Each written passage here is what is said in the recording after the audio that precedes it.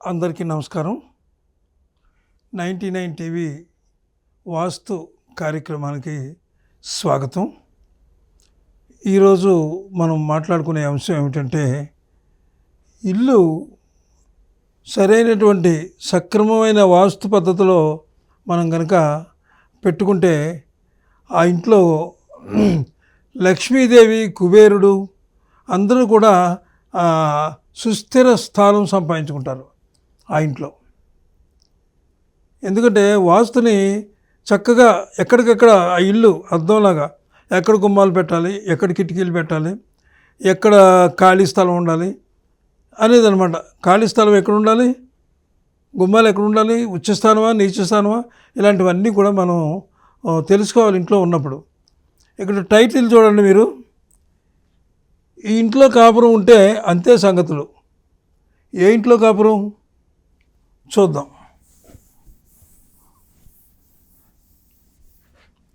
నేను ఒక ఇంటికి వెళ్ళి చూశాను. వాళ్ళు చాలా దారుణంగా ఉందన్నమాట ఆ ఇల్లు. ఎలా ఉందో మీరు చూడండి. ఇలా ఉంది ఇల్లు.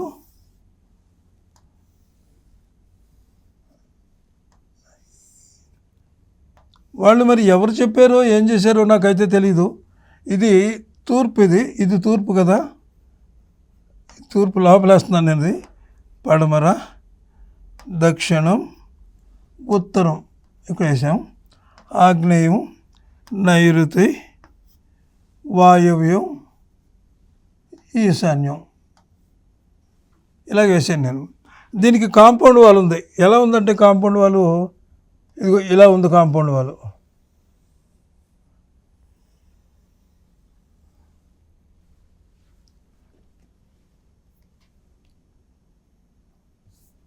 ఈ కాంపౌండ్ వాళ్ళు ఎంత దారుణంగా ఉందంటే, ఈ ఉత్తరంలో ఎక్కువ స్థలం ఉండాలి మనకి. ఇది తప్పు, చాలా తక్కువ ఉంది. అలాగే తూర్పున ఎక్కువ స్థలం ఉండాలి మనకి. ఇది కూడా తప్పే. నైరుతిలో అంటే దక్షిణంలో చాలా తక్కువ స్థలం ఉండాలన్నమాట. ఇది తప్పే. పడమరలో తక్కువగా ఉండాలి, చిన్నగా ఉండాలి. ఎంత తక్కువ ఉంటే అంత మంచిది. పడమర, దక్షిణంలో ఇవన్నీ కూడా అటు పెరగాలి. ఉత్తరంలో పెరగచ్చు, అలాగే తూర్పులో పెరగచ్చు. ఇది కూడా తప్పే. ఈ తప్పులు ఎలా ఉన్నాయి. ఇక ఇంటి గుమ్మాల విషయానికి వస్తే, వాళ్ళు ఏం చేశారంటే, పూర్వకాలం నాటి పెద్దలు ఉన్నారు, అందులో మామూలు వాళ్ళు ఉన్నారు.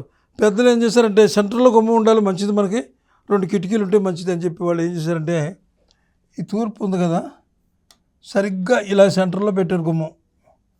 అంటే దక్షిణానికి వచ్చేసింది, ఇది ఆగ్నేయానికి వచ్చింది, ఇదేమో తూర్పుకి వెళ్ళింది. తూర్పుకి వెళ్ళడం మంచిదే. ఆగ్నేయానికి వచ్చింది మరి ప్రమాదం కదా, ఈ రకంగా ఉండకూడదు. అయితే ఇక్కడ వీళ్ళు ఏం చేశారంటే, వీళ్ళు చేయవలసిన పని ఏంటి, ఇక్కడ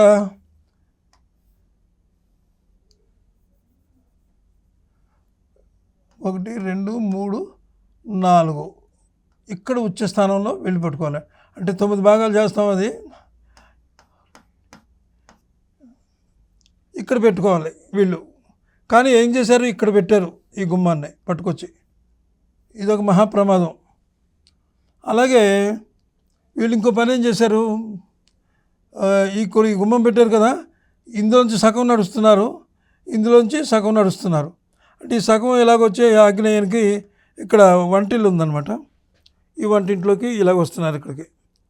ఈ వంటింట్లోంచి ఇక్కడి నుంచి ఇలా వచ్చారు, ఇది వంటింట్లోకి అయిపోయింది. ఇక్కడ ఏం చేశారు, ఇక్కడ ఒక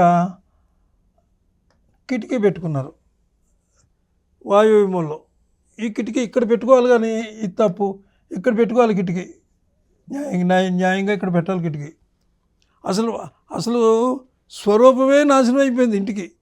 మీరు లెక్కేస్తే ఆ ఇంటి స్వరూపమే పోయింది. ఎప్పుడైతే పడమరలో ఎక్కువ ఉందో స్థలం, దక్షిణంలో పడమరలో ఎక్కువ స్థలాలు ఉన్నాయో అప్పుడే పోయింది దాని యొక్క ఫలితం. దాని యొక్క అద్భుతమైనటువంటి ఆ ఇంటి యొక్క ఫలితాలన్నీ మట్టి కొట్టుకుపోయినాయి అనమాట. ఎందుకు పనికిరండా అయిపోయారు ఈ ఇంట్లో వాళ్ళు. నిజంగా ఇక్కడ ఏం చేశారు, బెడ్రూమ్, ఇక్కడ బెడ్ అన్నారు.